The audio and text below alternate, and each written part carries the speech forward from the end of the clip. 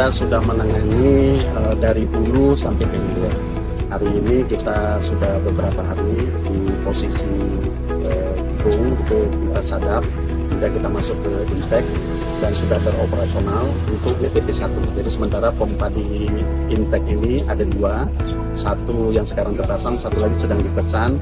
Mudah-mudahan dan ini sudah tiba dan bisa kita pasang. Dan dari sini air dialirkan ke WTP sekitar 2 kilo.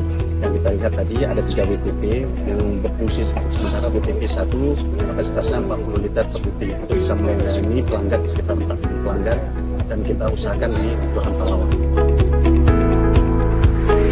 Kita punya tantangan berat sebagaimana disampaikan oleh Pak Bupati kepada tim kita, baik tim operasional, kelembagaan daerah serta stakeholder yang terkait, supaya satu Ramadan ini air bisa diterima oleh masyarakat. Dan hari ini kita sudah mulai tes komisioning untuk melihat di mana saja ada hambatan ataupun tantangan dalam tingkat ataupun tingkat distribusi. Walaupun kita tidak hanya air yang hidup, tapi bisa menghasilkan air yang lebih berkualitas sehingga